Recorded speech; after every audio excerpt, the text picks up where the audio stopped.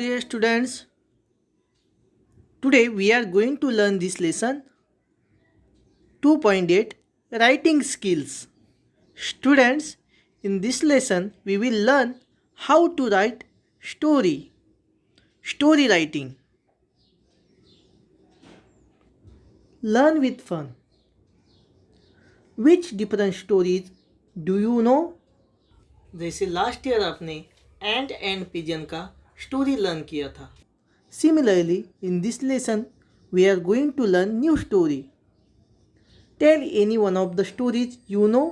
You can tell any one story that you have learned. Note down the important words from the story. आपको उस story में से जो important word है उसे नोट डाउन भी करना है.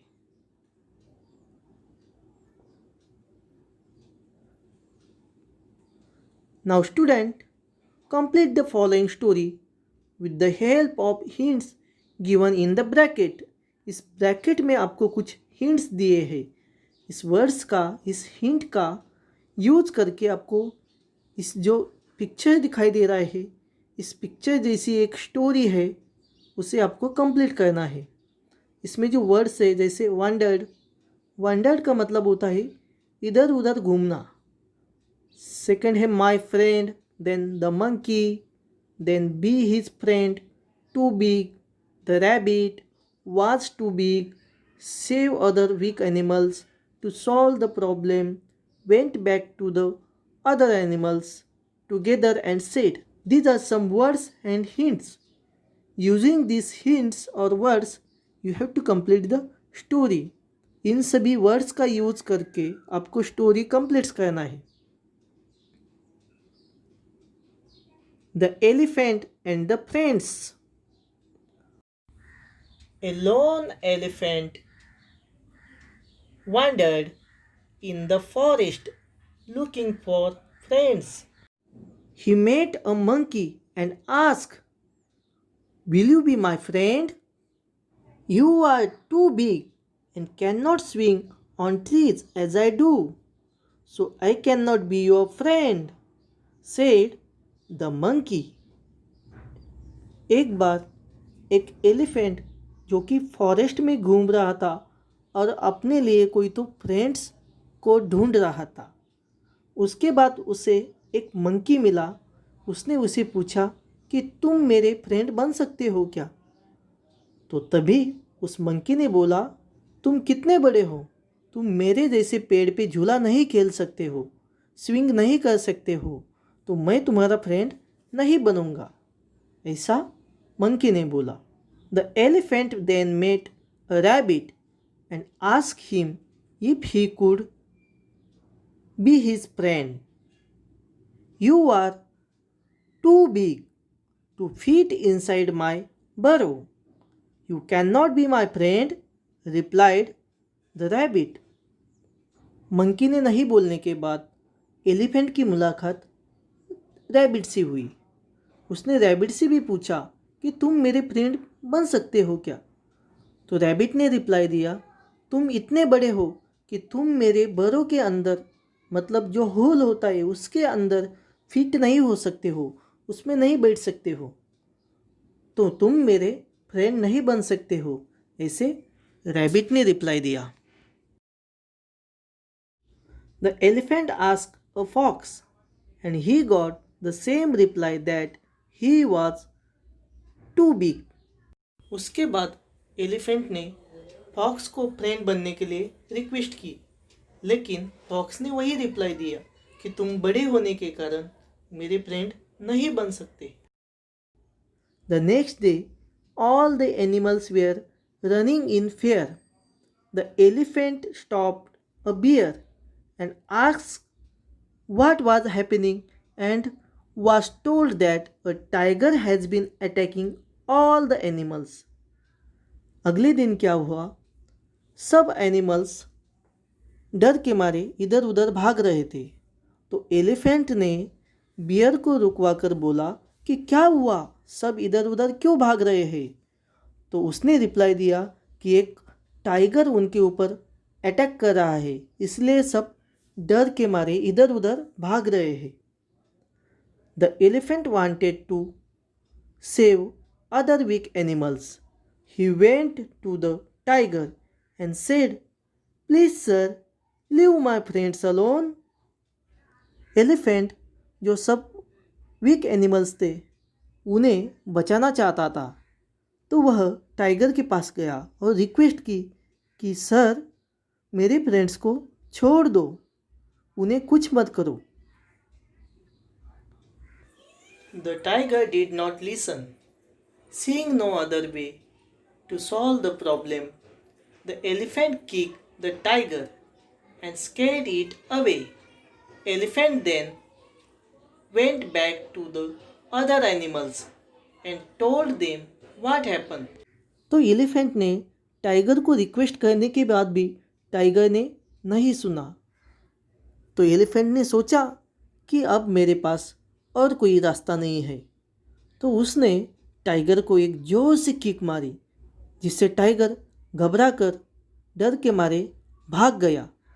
तो एलिफेंट बाकी सब एनिमल्स के पास वापस आया। उसने सभी एनिमल्स को बताया कि अभी उन्हें डरने की ज़रूरत नहीं है, क्योंकि उसने उस टाइगर को भगा दिया है। After listening to the elephant, the animals agreed together and said, "You are just the right size to be your friend." तो सभी एनिमल्स को समझ आया कि एलिफेंट ही उनका एक अच्छा फ्रेंड बनने के काबिल है, वह उनका एक राइट फ्रेंड है। तो इससे हमें क्या सीख मिलती है? Moral of the story is that friends come in all shapes and sizes. तो इससे हमें समझ आता है कि हमारे फ्रेंड्स कैसे भी हो, कौन से भी साइज के हो, कौन से भी रंग रूप के हो, आखिर वह हमारे एक सच्चे फ्रेंड होते हैं। Answer the following. Who are the characters in the story? इस स्टोरी में कौन कौन से कैरेक्टर्स है? Yes, elephant, monkey, rabbit, fox, bear and tiger. These are the characters in this story. Second, what do you like about them? इस story में आपको क्या ज़्यादा अच्छा लगा? We like that elephant was very honest and other animals finally accept him as a right friend.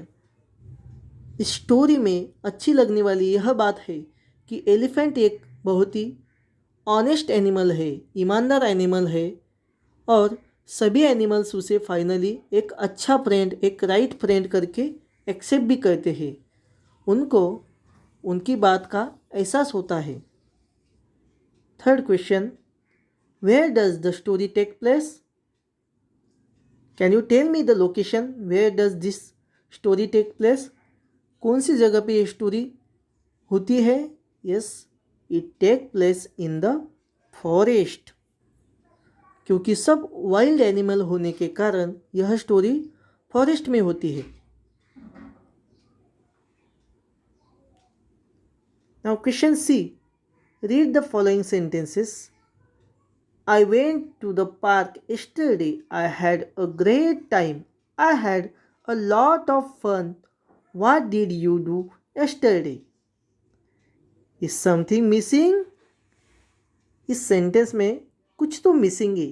Can you tell me what do you find missing in this sentence? Look at this.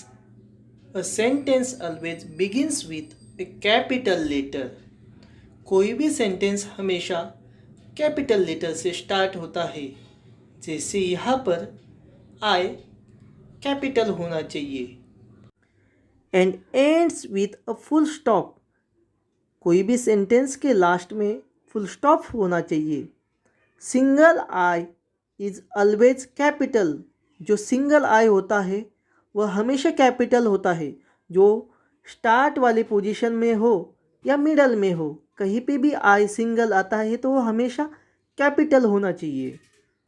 A question mark is use at the end of question, जहाँ पे कोई question होता है वहाँ पर last में question mark आता है। यहाँ पर सबसे लास्ट में क्वेश्चन मार्क होना चाहिए। तो हम देखते हैं कि ये जो सेंटेंस है इसे हम करेक्टली कैसे राइट करते हैं। Now read the sentences again. इसे कैपिटल आई राइट करना है। I went to the park yesterday, यहाँ पे फुल स्टॉप होना चाहिए। I had a great time, यहाँ पर भी फुल स्टॉप आएगा। सेंटेंस फिनिश हुआ।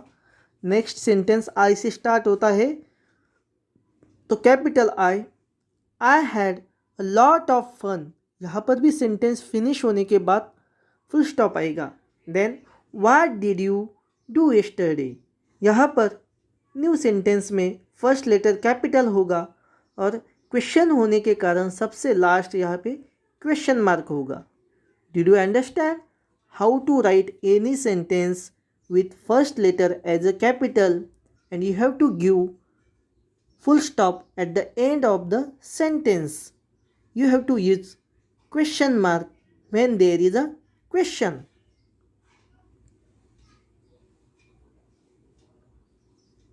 Now read the following sentences. Rewrite them in your notebook using capital letters, full stops and question marks at the appropriate places. यहाँ पर 5 sentences आपको दिया है, उसे हम रीराइट फिर से राइट करने वाले हैं, जिसमें फर्स्ट लेटर कैपिटल होना चाहिए, लास्ट में या तो फुल स्टॉप होना चाहिए या क्वेश्चन किया होगा तो क्वेश्चन मार्क होना चाहिए। Let's write. I like to swim, full stop देना है, फर्स्ट लेटर कैपिटल। यहाँ पर सी कैपिटल होना चाहिए। कैन यू सिंग, क्वेश्चन किया है तो क्वेश्चन मार्क आएगा। Can you sing. Next sentence में first letter capital, full stop. I love my family. Next यहाँ पर क्वेश्चन किया है व्हाट इज योर एज, तो first letter capital and then question mark. What is your age. Next first letter capital, यहाँ पे एक girl का नाम है। कोई भी बॉयज़ गर्ल्स किसी का भी नाम होता है तो उसे फर्स्ट लेटर हमेशा कैपिटल होता है और last full stop. Nita went to the school, full stop. Thank you.